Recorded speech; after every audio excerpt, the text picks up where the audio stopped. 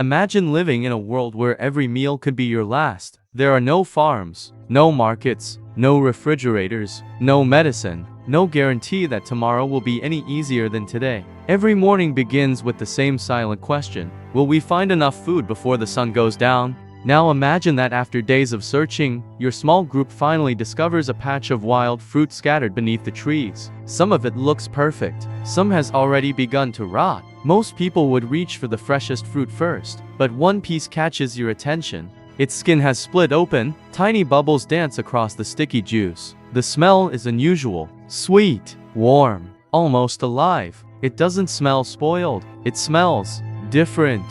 Every instinct should tell you to leave it alone. Instead, you pick it up. You take a bite. Nothing terrible happens. In fact, it tastes surprisingly good. Within minutes, your body begins to feel different. Your muscles relax. Fear fades. Conversation becomes easier. Laughter spreads through the group. Nobody realizes it yet, but that forgotten piece of fruit contains one of nature's oldest chemical tricks: alcohol. It seems like such an ordinary drink today. Beer at a football game, wine with dinner, champagne at weddings, a toast to celebrate success, or a glass shared between old friends after years apart. But alcohol is far more than a beverage. It is one of the oldest technologies humanity ever discovered. Long before we built cities, long before we wrote our first words, long before the first farmer planted a single seed, our ancestors had already begun a relationship with fermentation. That relationship would eventually influence religion, trade, agriculture, politics, medicine, and perhaps even civilization itself. Most people believe humans invented alcohol. The truth is much stranger. Nature invented alcohol hundreds of millions of years ago.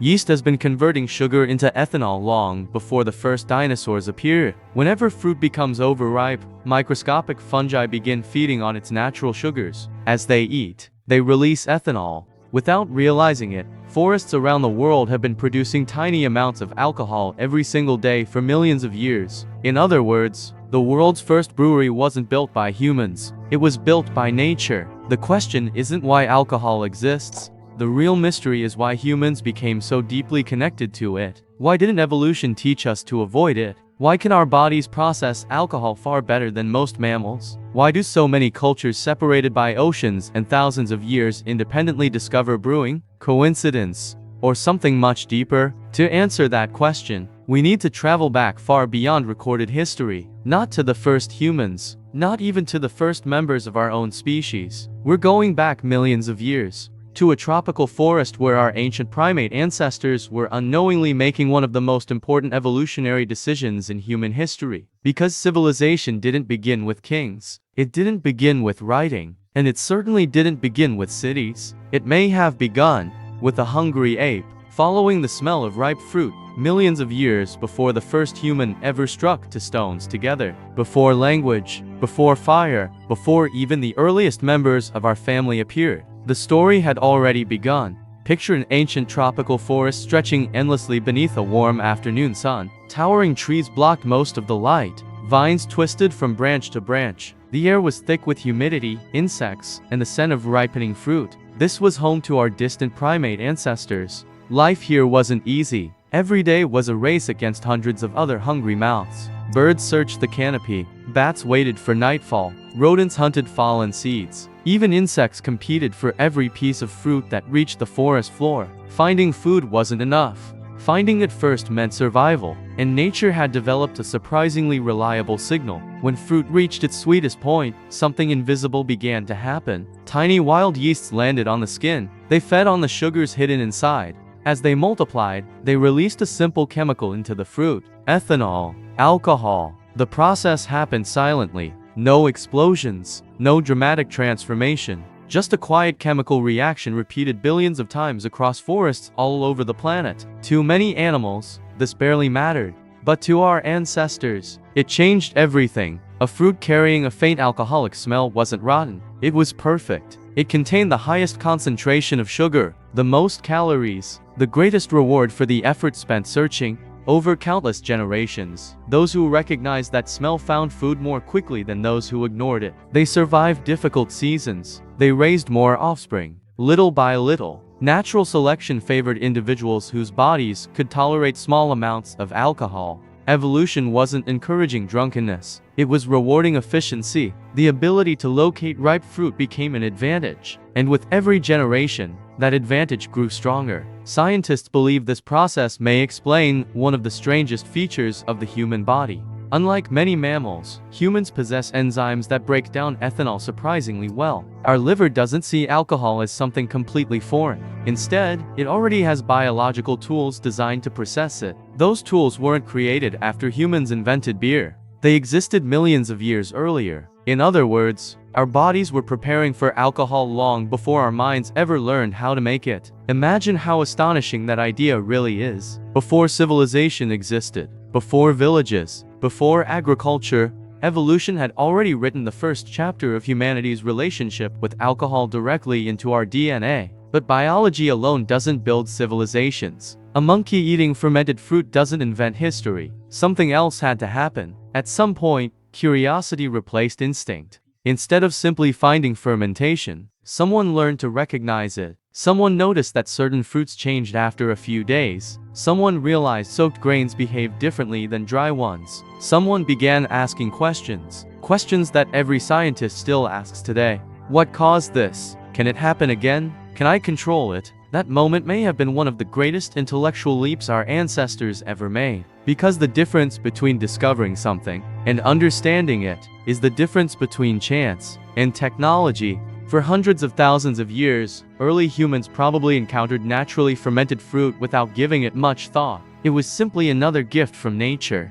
But then climates shifted. Ice ages came and went. Forests retreated. Grasslands expanded. Human groups began traveling farther than ever before. Their diets changed. Wild grains became increasingly important. And hidden inside those tiny seeds lay the next revolution. Unlike fruit, grains don't ferment on their own quite so easily. They must first be soaked, broken down, given time, given warmth, given patience. No one knows the exact day the discovery happened. There are no witnesses, no written records, no ancient storyteller waiting to describe the event. But somewhere, perhaps beside a river, perhaps inside a cave, perhaps after unexpected rain filled a stone bowl with forgotten grain, someone tasted something entirely new. Not sweet fruit, not plain water, something richer, something alive. For the first time in history, fermentation wasn't simply found, it had been created. That single realization would eventually reshape the human world.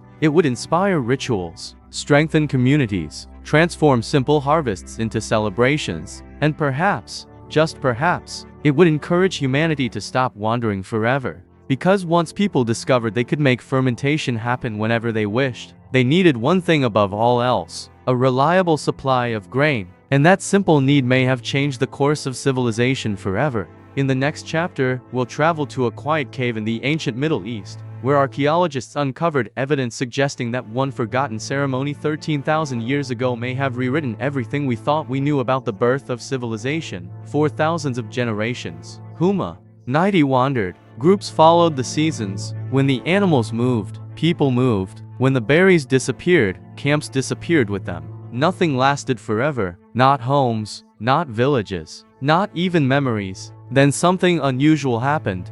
Deep within the hills overlooking the eastern Mediterranean, a community began returning to the same place again and again. Not because it held the richest hunting grounds, not because it offered endless fresh water, but because it had become sacred. Today, archaeologists know this place as Rakfat Cave. To the people who gathered there over 13,000 years ago, it was far more than a cave. It was where they honored the dead. Imagine the scene. The air is cool inside the limestone chamber. Torches flicker against rough stone walls. Dozens of people stand in silence. In the center of the cave lies the body of someone deeply respected. Perhaps an elder, perhaps a skilled hunter, perhaps the person who kept the stories of the tribe alive. Around them, flowers have been carefully placed. Food has been prepared. Stone mortars sit carved directly into the bedrock. This isn't simply a burial, it's a ceremony, one final gathering before saying goodbye. And among everything left behind, there is something unexpected. Not weapons, not jewelry,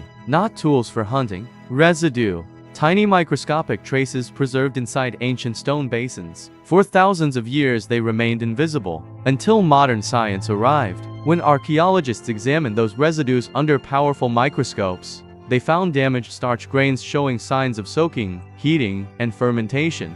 This wasn't accidental. This wasn't grain left outside in the rain. This was a carefully repeated process. Someone understood exactly what they were doing. The people of Rakfit Cave had brewed beer. Not modern beer, not the golden drink poured from bottles today. It was probably thick, cloudy, only lightly alcoholic, more like a fermented grain porridge than anything served in today's pubs. But that hardly matters, because this discovery pushed the history of intentional brewing back thousands of years. Even more astonishing, these people weren't farmers. They never planted endless fields of wheat. They never owned large villages. They gathered wild grain from the surrounding landscape. Then, instead of eating every precious seed, they sacrificed some of it to create a drink. Think about how extraordinary that decision really was. Wild grain demanded enormous effort. Every seed had to be collected by hand. Nothing was wasted. Every handful represented hours of work beneath the hot sun. Yet these people willingly invested days of labor into making something they couldn't even eat immediately. Why? Certainly not because they needed more calories. If survival had been their only goal, eating the grain directly would have made far more sense. Instead, they transformed food into experience. They turned harvest into ceremony. They exchanged immediate survival for something far less tangible: community, memory, meaning. Perhaps the beer wasn't made for the dead at all. Perhaps it was made for the living. After all, funerals have always brought people together. Families reunite. Stories are shared. Grief becomes easier to carry when experienced collectively. A shared drink may have helped strengthen those fragile social bonds during humanity's earliest rituals. If that's true, then alcohol wasn't simply changing how people felt. It was changing how people connected. And that possibility has led archaeologists to ask one of the most controversial questions in prehistoric research. What if alcohol didn't appear because agriculture existed? What if agriculture expanded because people wanted alcohol? At first, the idea sounds ridiculous. Surely our ancestors settled down to grow food. Bread seems far more important than beer. But history is rarely that simple. Imagine you discover that one special drink can bring dozens of families together. It strengthens friendships, marks important ceremonies, creates traditions your children will remember. Now imagine trying to make it every year. You need grain, lots of grain. Wild plants can no longer guarantee enough. Eventually someone asks the obvious question: what if we grew our own? That single question may have started one of the greatest revolutions humanity has ever experienced. The agricultural revolution didn't simply change what humans ate. It changed where they lived. Permanent homes appeared. Villages grew larger. Food surpluses supported craftsmen. Craftsmen supported trade. Trade supported governments. Governments supported cities. Cities gave birth to civilization. Could one fermented drink really have helped begin that chain reaction? Not everyone agrees. Many historians believe bread came first and beer followed naturally. Others argue both developed side by side. The debate continues today, but one fact is impossible to ignore. Long before written history, before kings, before temples, before empires, human beings were already gathering together to brew, celebrate, mourn, and remember. Alcohol wasn't a luxury. It wasn't entertainment. It was becoming part of what made communities possible. And as humanity spread across the world, something extraordinary happened. Thousands of miles away, without maps, without trade routes, without any contact whatsoever, other civilizations began making exactly the same discovery. Different people, different ingredients, the same invisible process: fermentation. It was as though civilization itself kept reinventing the same miracle over and over again. The next chapter takes us across continents, where ancient China, the Caucasus, and Mesopotamia each uncovered their own path toward one of humanity's greatest discoveries, proving that the story of alcohol was never the story of one civilization. It was the story of us all. History has a habit of surprising us. We often imagine great discoveries spreading from a single place. One inventor, one civilization, one brilliant idea that slowly traveled across the world. The wheel, writing, gunpowder, printing. But fermentation doesn't seem to follow that pattern. Instead, it appears to have been rediscovered over and over again by people who had never met each other. Imagine standing on a hillside in East Asia nearly 9,000 years ago. The climate is warmer than it is today. Small farming communities are beginning to replace the wandering lives of earlier generations. Clay pots line the walls of simple houses. Inside one forgotten vessel sits a mixture of rice, wild fruit, and honey. Days pass. The weather grows warmer. Something begins to change. Tiny bubbles rise through the liquid. A sweet aroma escapes from the pot. No one understands the chemistry. There are no laboratories, no microscopes, no textbooks explaining yeast or microorganisms. Yet someone notices something important. The liquid tastes different. It lasts longer than fresh fruit. And somehow, it makes gatherings far more memorable. Thousands of kilometers away, another community was making a remarkably similar discovery. Not with rice, not with honey, but with grapes. The valleys of the Caucasus offered something unique. Wild vines climbed hillsides that had been shaped by rivers for countless ages. Each autumn brought an overwhelming abundance of fruit, more grapes than a family could possibly eat before they spoiled. So people searched for another answer. They crushed the fruit, stored the juice inside large clay vessels, buried those vessels beneath the earth where temperatures remained cool and stable. Weeks later, they uncovered something extraordinary. The juice had transformed, its sweetness had softened, its flavor had deepened, and the people who drank it discovered that it did far more than satisfy thirst. It became part of celebrations, part of hospitality, part of identity. Generations passed. Parents taught children, children taught their own families. Eventually, the drink itself became woven into culture, not because anyone commanded it to, but because traditions have a remarkable way of surviving when they bring people together. Meanwhile, far to the south, another transformation was quietly taking place. Villages were becoming towns. Towns were becoming cities.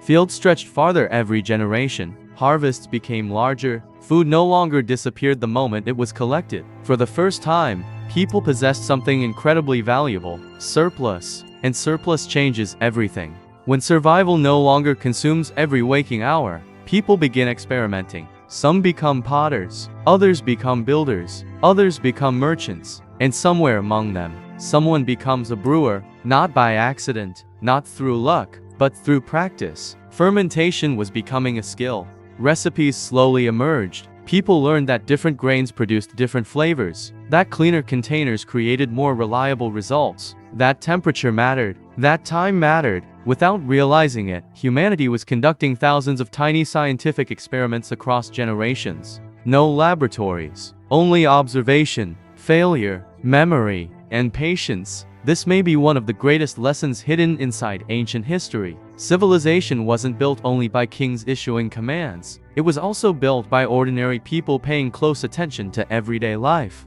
Someone noticed dough rising. Someone noticed fruit changing. Someone noticed forgotten grain becoming something completely unexpected. Those small observations accumulated until they reshaped the world. And fermentation offered something no ordinary food could provide. It turned a meal into an event. Across nearly every early society, fermented drinks appeared whenever communities gathered in large numbers. Harvest festivals, marriage ceremonies, religious rituals, peace agreements, seasonal celebrations. The drink itself was important, but what truly mattered was what happened around it. People talked longer. Strangers became neighbors. Stories were shared. Songs were remembered. Children watched their elders perform traditions that would outlive everyone present. A cup passed from one hand to another became more than a drink. It became trust. Perhaps that's why nearly every civilization eventually gave fermentation a place of honor. Not because people wanted to escape reality, but because they wanted to experience it together.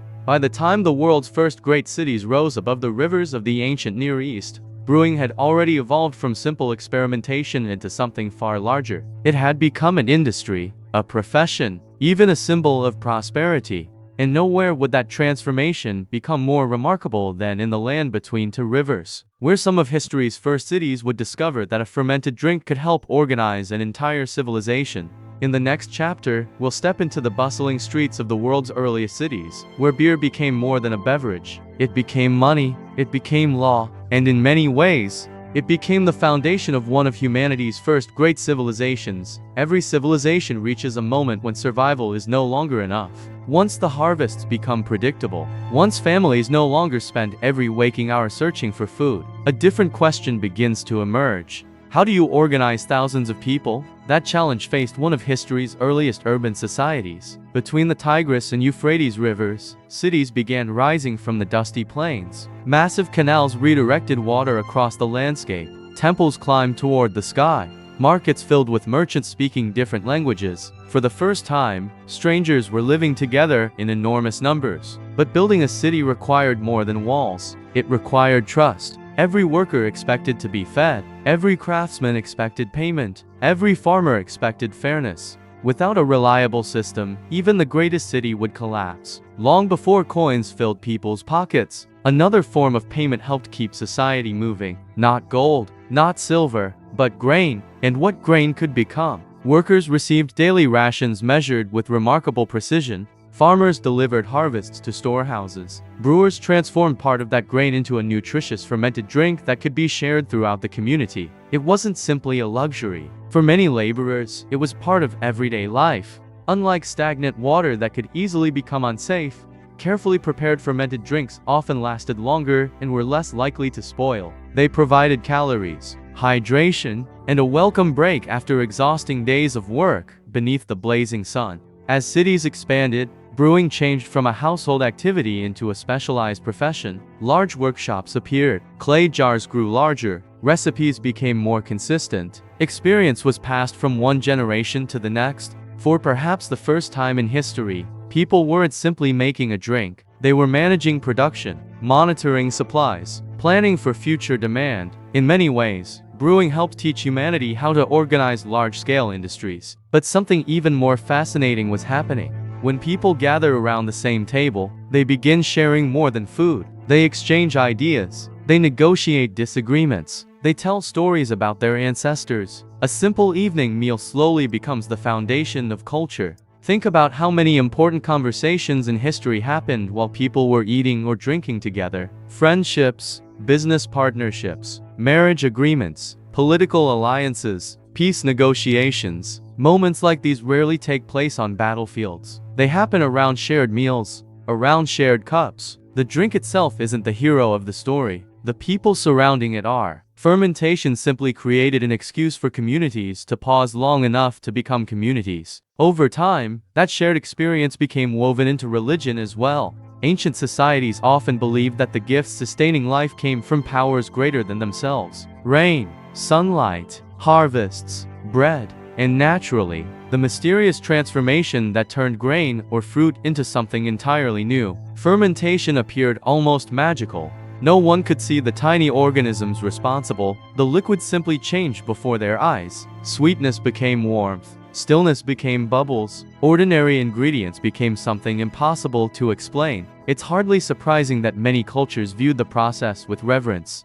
To them, fermentation wasn't merely chemistry. It was transformation, a reminder that nature still held countless secrets beyond human understanding. Perhaps this is why archaeologists repeatedly discover drinking vessels in places connected with ceremonies rather than ordinary meals. Temples, burial sites, community gatherings, special occasions. Again and again, the evidence suggests that fermented drinks help mark life's most important transitions. Birth, marriage, harvest, victory, remembrance. Not because people wish to escape reality, but because they wish to make extraordinary moments feel unforgettable. As centuries passed, brewing techniques improved. Different regions experimented with local ingredients. Some relied on grains, others preferred fruits, others discovered honey. Each culture created its own traditions, yet the pattern remained astonishingly familiar. Separated by deserts, mountains, and oceans, human societies kept arriving at the same conclusion. Fermentation wasn't merely useful,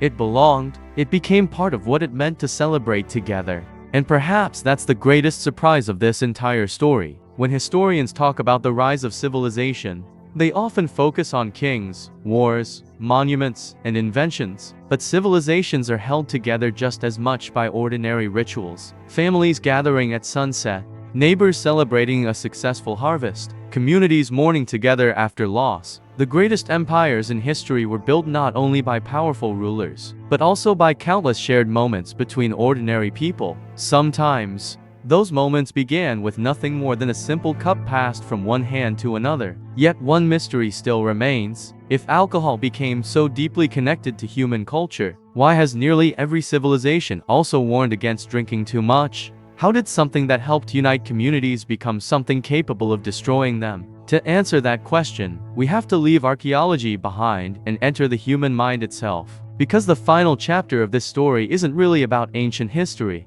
It's about us. Imagine inviting someone from 5,000 years ago into your home. You hand them a slice of pizza, turn on the lights, show them a smartphone, a moving car, an airplane crossing the sky. Almost everything would seem like magic. But then you place a glass of wine on the table. For the first time all evening, they would smile with recognition, because despite everything humanity has invented, this is one thing they already understand. The ingredients may have changed. The flavors may be different. The glasses may be made of crystal instead of clay. But the experience, the ritual, the reason people gather around a shared drink, would feel surprisingly familiar. That continuity is extraordinary. Empires have risen and fallen. Languages have disappeared. Entire civilizations have vanished beneath forests, deserts, and oceans. Yet fermentation has remained a constant companion throughout human history. Why? Because alcohol was never truly about alcohol. It was always about people.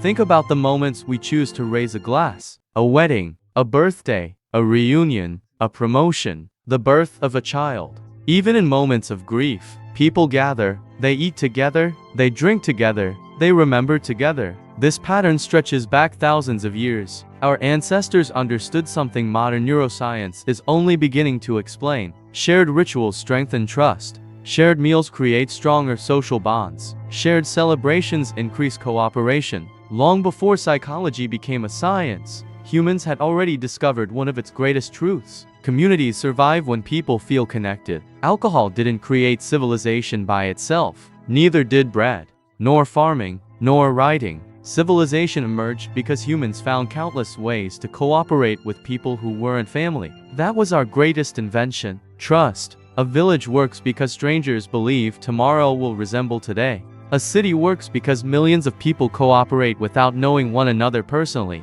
An empire works because countless communities share common traditions. And throughout history, celebrations have helped maintain those invisible bonds. But every powerful discovery carries a shadow. The same fire that cooks food can destroy forests. The same river that gives life can flood entire kingdoms. The same knowledge that heals disease can build terrible weapons. Alcohol is no different. Ancient societies understood this surprisingly well. Many cultures celebrated drinking, while also creating strict rules surrounding it. Not because they feared the drink itself, but because they understood something timeless. Anything powerful requires balance. Too little celebration leaves communities cold. Too much indulgence weakens them. History repeatedly teaches the same lesson. Moderation preserves what excess eventually destroys. Perhaps that lesson is why stories about drinking appear so often alongside stories about wisdom. Not because alcohol creates wisdom, but because it reveals character. It lowers masks.